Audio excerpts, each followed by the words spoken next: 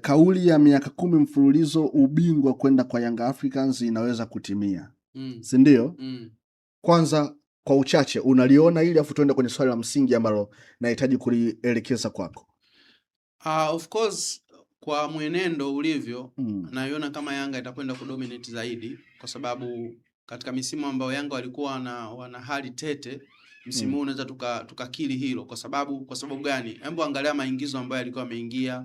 Kulikuwa na mchezaji anaitwa Andy Bobo Boyel, kulikuwa na mchezaji anaitwa Mohamed Dumbia, kulikuwa na mchezaji anaitwa Celestine Ikua, kulikuwa na mchezaji anaitwa Rasin Kouma. Umeelewa vizuri hapo au wachezaji wote nawakutajia ni wachezaji ambao wamekuja alafu hawajakuwa na product njema ndani ya Young African.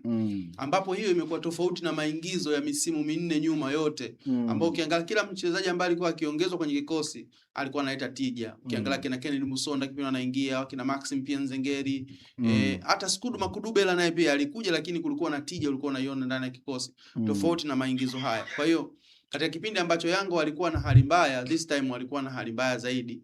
Na kama hawakuweza kupoteza kwa hali hiyo waliokuwa nayo, basi inawezekana wakawa wagumu zaidi. Lakini pia kitu kingine ambacho mimi nakuwa tofauti watu wanavyofikiria kwamba Yanga alistahili kufungwa na Simba, wakichukulia matukio kwamba kule Zanzibar alinyimwa goli la Suleiman Mwalimu. Lakini wanasahau kule Zanzibar pia Yanga alipewa offside ya uongo ya Prince Dube akiwa na faida ya kumuona goalkeeper moja kwa moja. Ilikuwa yani katika open chance ile ilikuwa ni nafasi ya wazi zaidi, waliweza kunyimwa, na kwa kosa hilo pia mwamuzi aliadhibiwa kama ilivyokuwa kwa kosa ambalo kwa Mwalimu pia aliadhibiwa. Ukija kwenye mechi ya pili ambao walitoka 2-2, Yanga pia waliweza kunyimwa penalty ya wazi kwa Laulindo Depu alipokuwa amechezewa na Ismail Tule katika eneo la hatari, akionekana kwamba yeye ndo amecheza faulu wakati huo, kumbe yeye ndo alikuwa amezuiwa katika eneo la hatari na alinyimwa penalty. Lakini pia mchezo ule ambao Yanga alikuwa amepata sare ya 2-2, marefa wale wa kutoka Arabuni waliweza kutoa offside ya uongo kwa Pacome Pedro Zuzwa akiwa katika onside, wakasema ni offside wakati ilikuwa ni sehemu ya wazi ambayo angeweza kwenda kupata nafasi ya kuweza kuongeza alama nzuri zaidi. Kwa hiyo katika vipindi vyote ambavyo wanasema kwamba Yanga alistahili kupoteza kwa Simba, lakini pia ukichunguza kwa undani zaidi unaona bado pia Simba walikuwa na wakati mgumu dhidi ya Young Africa. Na hata kombe ambalo lilipoteza la Muungano mbele yao, ukiangalia katika dakika zote 90 ambazo wamezicheza, Simba hakuweza kutafsiri kwamba kuondoka na ushindi. Kama ingekuwa ni mbio za kutafuta alama, ina maana pale pia wangegawana alama. Kwa hiyo bado unaona kama Yanga walikuwa katika hali mbaya msimu huu na wameweza kuretain kombe lao likabaki nyumbani, basi inawezekana ikawa ni mbaya zaidi kwa msimu unaofuata, kwa sababu usajili, kwa namna taarifa tunavyozipata, usajili ambao wanaofanya, lakini pia wanaingia kwenye uchaguzi na uongozi ukifanikiwa kurudi tena, lazima utahitaji pia kuongeza nguvu zaidi. Kwa hiyo naona utakuwa ushindani wa hali ya juu kwa upande wa Simba pamoja na Azam. Namna hiyo Steve Mapunda anatia maneno hivyo, na tukiwa bado tunaendelea ni kuombe sana unapoweka jitihada zako, basi muombe Mungu akupe bahati kama ya Yasin Kouma. Unapokuwa unaweka jitihada zako, basi muombe Mungu akupe bahati kama ya Edmund John. Muombe Mungu akupe bahati kama ya Buba Jamel. Weka jitihada, lakini bahati iombee sana. Kwa maana gani?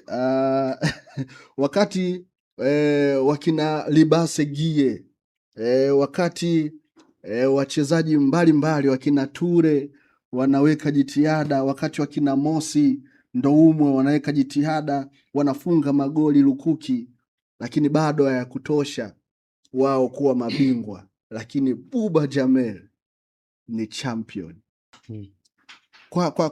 Tumeumaliza msimu. Hatujui MVP wa msimu uliopita ni nani, na inawezekana ndiye huyu ambaye ameumia hii leo, kwa maana ya Pacome Pedro Zuzwa. Inawezekana ndiyo yeye MVP wa msimu uliopita. Je, tutapata nafasi ya kumtambua MVP wa msimu huu? Na kama tutaipata hiyo nafasi, nani anaweza kuwa MVP wa msimu huu kwako, Chief? Mimi binafsi nafikiri tuna changamoto moja. Unajua sisi tuna mambo yetu wanasema kivyetu vyetu, yale mambo yetu. Kwa sababu ligi nyingine zote hivi vitu sio vitu vya kamari. Msimu kabla hujakuisha mechi 3 mechi 4 unakuwa ushajua ligi zote. nani MVP, na kwa sababu wana clear criteria ambazo wameziweka. Kwamba nani aweze kuwa mfungaji bora, nani aweze kuwa mchezaji bora, nani awe golikipa bora, zimewekwa ziko. Kwa hiyo una haja kumradhi ukiwa unaendelea hapo na jazia ligi ya Uingereza walimtangaza Bruno Fernandes kama mchezaji bora ligi haijaisha. Na ndio utaratibu, kwa sababu zile criteria ziko wazi, lakini si kwetu. Ndio inakuwa ni kama vile kwenye uchaguzi, yani kwenda kumchagua mtu mnaingia mpaka ukumbini hamjui kuna siri, kitu ambacho sio sahihi. Na maana yake nini? Hakuna specific criteria ambazo zatumika, maana yake ni wishes za watu.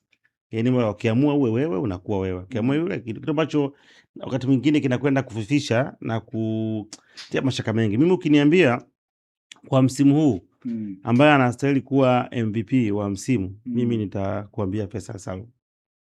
Mimi binafsi ukiniambia, kwa sababu nimeona timu ambayo yupo, kiwango chake, msaada wake, consistency yake, anacheza kwa timu ambayo haina pressure kubwa sana, lakini bado anafanikiwa kuweza kubato. Hapo hujatazama magoli. Yani mimi naangalia ubora wa mchezaji. Yani ukichukua Azam, ukichukua Simba, ukichukua Yanga ni tofauti. Azam haina presha kubwa sana ya mashabiki ya matokeo, haina, tofauti na Simba na Yanga ambao wana presha kubwa sana.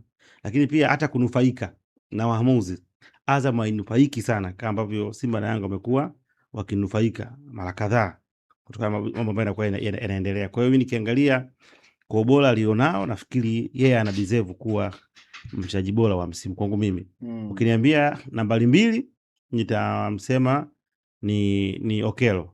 Anastahili pia. Kwa sababu kwa nini? Kwa sababu kipindi alichoingia na msaada alioufanya kwa klabu ya Yanga umekuwa ni msaada mkubwa sana, na amechangia kwa sehemu kubwa sana matokeo ya Yanga. Lakini pia hapo watatu nitakwambia ni Djigui Diarra. Tena nafikiri atakuwa wa pili badala ya watatu. Djigui Diarra atakuwa wa pili kwa sababu juzi nilizungumza hapa, Yanga leo anachukua ubingwa na alama 75. Lakini mimi ukiniuliza, bila kuwa na Diarra pengine leo Yanga ingekuwa na alama 62 au 60. Yani ingekuwa kama Diarra hayupo hivyo kipa mwingine, Yanga pengine ingekuwa na alama 60 au 62. Kwa kuna alama kama 13 12 ambazo yeye binafsi amezi maintain kwenye timu, amezitetea yeye kama yeye. Ni kipa tofauti sana ambaye amekuwa ana impact ya moja kwa moja. Unajua kuna wakati tunawaangalia magolikipa tu ni kwenye kuokoa tu golini, lakini hatuangalii kama ni sehemu ya mafanikio ya timu. Si unanielewa iko? Yaani mara nyingi timu zilikuwa zinashinda hatusichi na golikipa. Yaani kama ni majukumu yake kulia tu mpira. Unaona Lakini kumbe kuna wakati timu inashinda kwa sababu tu kuna kipa fulani golini.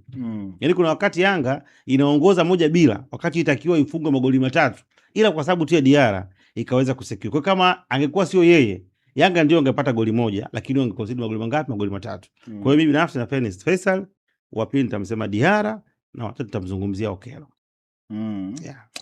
Namna hiyo amezipanga kwenye issue ya MVP. Kwa kuwa ni swali langu, nimekuja kumchallenge hapa Chief kwa sababu nina maswali kadhaa. Sawa. Nakubaliana na MVP ambao umewataja. Lakini kuna mtu nilitaka atajwe. Nikasema sipomtaja nitakuja. Kwa nini naona kama mchango wa Duke Abuya kile ambacho amekifanya kwangu mimi naamini na stahili kuwa MVP. Ninaweza nikasema sahihi au sio sahihi kwangu mimi, lakini na mimi naongezea hapo Duke Abuya sambamba na Clatous Chota Chama. Sawa. Sasa mtaje vijana wenu. Duke Abuya mimi ninaweza nikasema hapana kwa sababu ya consistency. Ni mchezaji ambaye kuna mechi ambazo anakupa kitu kizuri sana.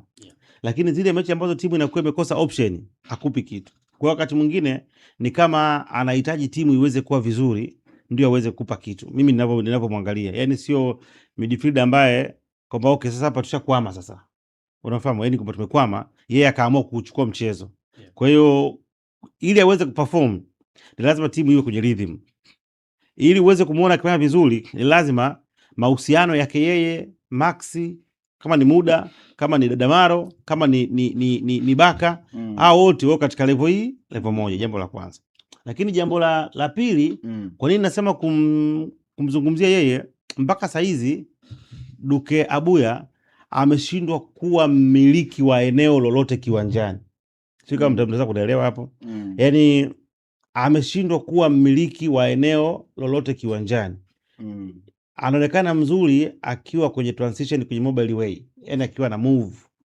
Lakini sio kiungo ambacho unaweza kusema leo na kiungo wa ulinzi pase ukamtaja Duke Abuya. Yes. Yaani na kiungo wa ulinzi pase yani. Au kasema leo na kiungo mshambuliaji pase. Kwa hiyo yupo katikati ya ulinzi na ushambuliaji. Ni mtu ambaye anakuja kunogesha. Si kama mnanielewa sijui. Unamaanisha box to box. Yaani unamwona nani Aucho? Yeah. Aucho alikuwa ana dictate lile eneo la kiungo lile. Yeah. Njoo kwa Yusuf Simba Kagoma. Ni kiungo wa ulinzi. Ana mapungufu yake. Lakini kwenye lile eneo ana dominate yeye. Yaani akiwa amekaa pale akizima lazima mahali. Duke Abuya yuko katikati. Sometimes winga, sometimes kiungo, sometimes kiungo ulinzi. Kwa hiyo inategemeana na chemistry itakayotengenezwa, lakini na mpango atakayokuja nayo opponent. Sika ninaeleweka ninachokizungumza. Unamaanisha hakuna eneo ambalo amesimika utawala wake. Hakuna eneo ambalo amesimika utawala wake. Kwamba mimi ni mtawala wa ulinzi. Mimi ambapo ninamwangalia. Yaani hakuna ambako sema okay. Kwa hiyo ili uweze kumchezesha itategemeana unataka acheze na nani. Na kwa plani gani. Kwa hiyo kuna mechi nyingine itakulazimu mweke nje. Yaani kuna plani nyingine itakuja itakataa, itabidi tu aanzie nje. Sasa sio. Chama of course umemtaja. Chama ni mchezaji mzuri. Lakini ndio kinachokuambia kwamba timu inatakiwa imsaidie kuonyesha uzuri wake. Si kama mnanielewa? Yes, yaani kwa sasa hivi acha nyuma. Yaani kwa umri huu sasa hizi. Yaani inatakiwa Simba ifike sehemu fulani alafu yaweze kuamua. Yaani kuna kazi zifanyike na kina Kagoma, kina nani wafanye. Alafu ifike sehemu akili yake iweze kutumika. Kwa hiyo yeye haibebi timu. Lazima timu kwanza ianze kujibeba alafu aende kumalizia kile ambacho timu ikifanya. Timu ikiwa ovyo huwezi kumuona kiwanjani. Sawa sawa.